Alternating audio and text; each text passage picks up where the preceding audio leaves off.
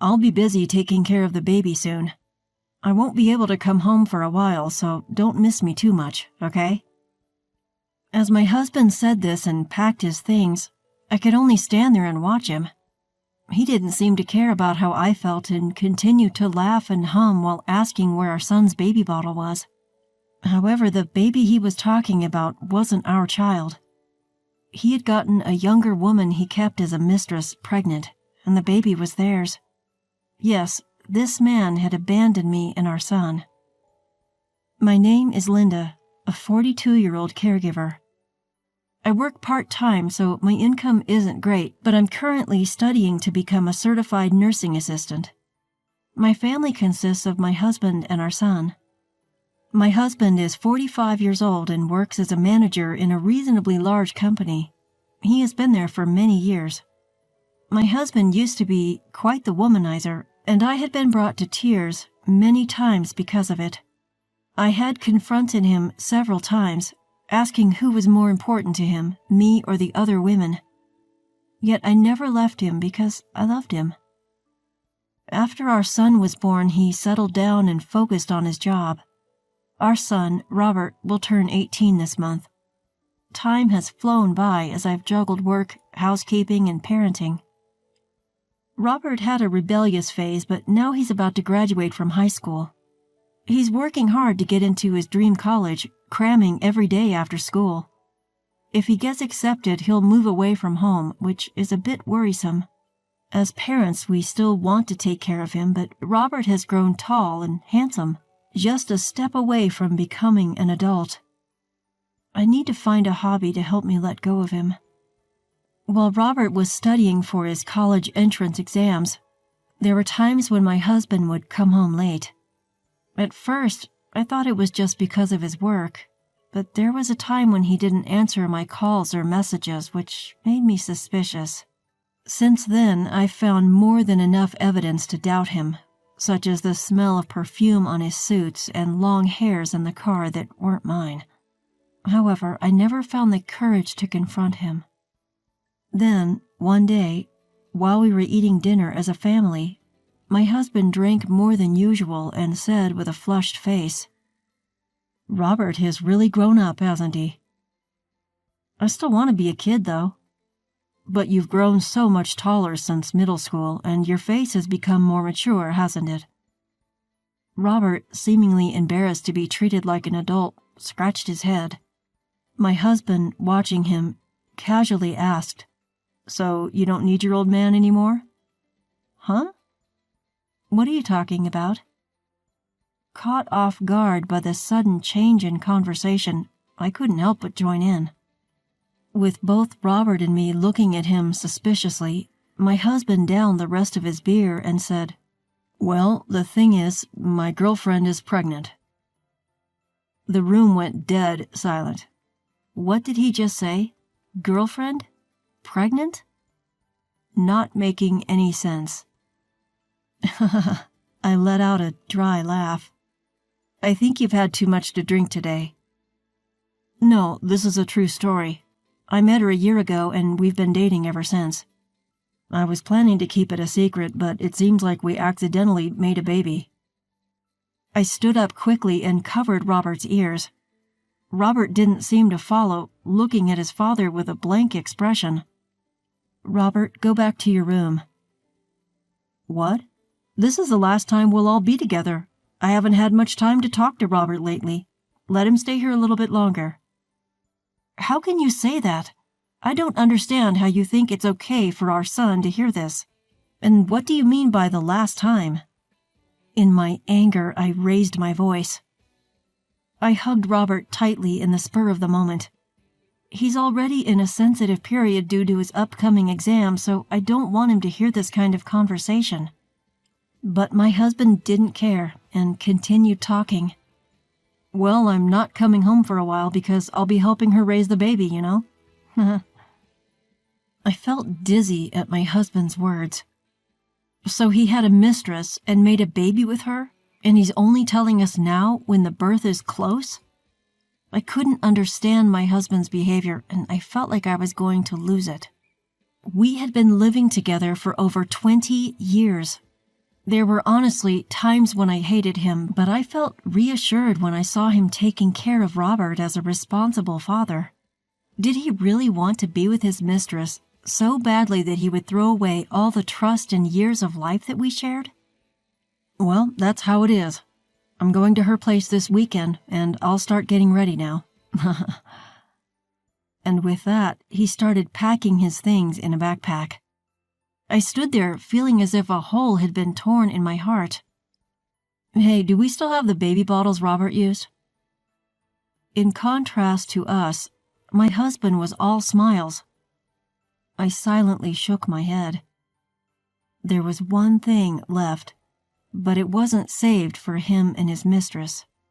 It was saved for when Robert grew up so my husband and I could look back on our parenting together, praising each other and sharing memories. My husband left the room, muttering that it was a waste, and went to the bedroom to organize his clothes. Did he just abandon us? Robert whispered, tears in his eyes, and I couldn't find the words to deny it. 3 days later, my husband was apparently heading to his mistress's place. When I cried that I had actually once believed in him, he said, I always wanted a second child, but you were always so busy, right? And while we were doing all that, we got older and older. I knew we couldn't have another one. He laughed loudly, hurting my heart as much as possible. Robert, holding back his tears, glared at his father while rubbing my back. What's with that look? By the time you come back, I won't be here anymore. Are you okay with that? Sure, you're an adult now, right? You've lost your childlike charm and you're not as cute anymore. I heard my girlfriend's baby is a girl, so I might like her even more than you. Robert lunged at his father. He flinched for a moment, but then glared back at Robert. Ah, she's so young and cute, unlike you guys. I'm really looking forward to our future together. Yeah, I get it now. You're the worst, Dad. At least now both Mom and I can make up our minds. We know what to do. I also speak up, following Robert. You should know that there will be no home for you to return to anymore. My husband, with an annoyed expression, shakes off Robert's grip and leaves without even saying goodbye. Robert supports me as I feel my strength drain away. We didn't just sit idly by after hearing about my husband's mistress. We had already begun preparing our next moves. About 2 weeks later, my husband called. He laughed, saying that raising their daughter was going smoothly and that she was as adorable as he had hoped. He even sent a photo of the mistress holding the child, which started in me a simmering of rage. However, he had unknowingly provided us with evidence. I saved the photo and began recording the conversation, amazed at how foolish he was. Then, right on cue, my husband's mistress took the phone and began talking. Are you the wife? I'm sorry I've taken your husband all for myself, but it can't be helped since we have a child together now, right? LOL. Yes, raising a child can be tough. I'm so glad you're understanding. When I first heard about you from your husband, I just thought you were a weak person who couldn't do anything but cry. But that's not how you sound at all. So that's what he had been saying about me to his mistress. Half a year ago, such words would have deeply hurt me, but now I felt nothing. The love for my husband had long since disappeared. You knew my husband was married with a child, and yet you still pursued him, right? I didn't know at first. Your husband always took off his wedding ring when we met, so when he finally told me, I was surprised. But my feelings for him didn't change. We'll be together forever. It's a good thing they're both so clueless. This would serve as evidence that the mistress knew my husband was married and still continued their relationship. While her words were infuriating, the payoff would be huge. And it would have been more difficult to take revenge if she seemed genuinely remorseful and troubled by the unplanned child. I told the two of them to do their best and hung up. 2 years have passed since that day. Then I saw that familiar number come up on my phone. I took a deep breath before answering. "Hey, how have you been? I'm coming home now, so make sure the house is clean, okay?" "Didn't I tell you back then that there's no home for you to return to? What are you trying to prove?" My husband sighed, sounding exasperated. "Sure, I admit I was wrong to leave suddenly, but I can't leave her to raise the child alone, right? You were a mother too, so you should understand." He still doesn't get it. He really hasn't changed at all since that day. Maybe that's a good thing. It makes me feel confident that Robert and I were right to take care of ourselves. I think you misunderstand. There's literally no house for you to return to. I sold it. I could hear my husband gasping. I decided to break down everything that had happened for my clueless husband. That day, 2 years ago, my son and I were struggling to decide how to get him out of our lives forever. In the midst of it all, I realized that there was a risk that he would want to come back and pick up where he left off. There was no way I could continue living with my husband after all he had said. Honestly, even the house we had shared together now felt tainted to me. When I expressed my feelings, Robert calmly asked me a question. "Isn't this house under your mom's name?" "Yes, we renovated and moved into this house that I inherited from my grandfather." "In that case, why don't we sell it?" I was surprised by Robert's bold suggestion, but if I did sell the house, my husband would literally be unable to come back to it. Plus, the money could be used to hire a lawyer and a private investigator for the divorce process. Robert had been saving up for months so we could live without any worries. With that savings and a little more, it would be possible for me to move away with him. I accepted Robert's idea and began making preparations. Robert worked harder than ever in his studies, eventually getting accepted to a college far away, and I obtained certification as a nursing assistant. With this certification, my salary would be higher and I could work anywhere. And so we sold the house. Of course, we had obtained my grandfather's permission. My parents had passed away early and my grandparents had taken on the role of parents. When I explained the situation with my husband to my grandfather, he was furious. My grandparents gave us some of the money they had been saving little by little, telling us to use it to start our new life. When I hesitated, they insisted, saying there was no point in them holding on to the money at their age, and forced me to take an envelope filled with cash. I was moved to tears by my grandparents' kindness. And so we began living in the state where Robert's college was located. Since you never showed any interest in what we were up to while Robert was studying for his exams, you probably have no idea where we're living now. You can't bluff me like that." My husband's voice grew louder, clearly panicked. "If you think it's a lie, you're welcome to come see for yourself. We're busy, so we'll hang up now." "Hey, wait."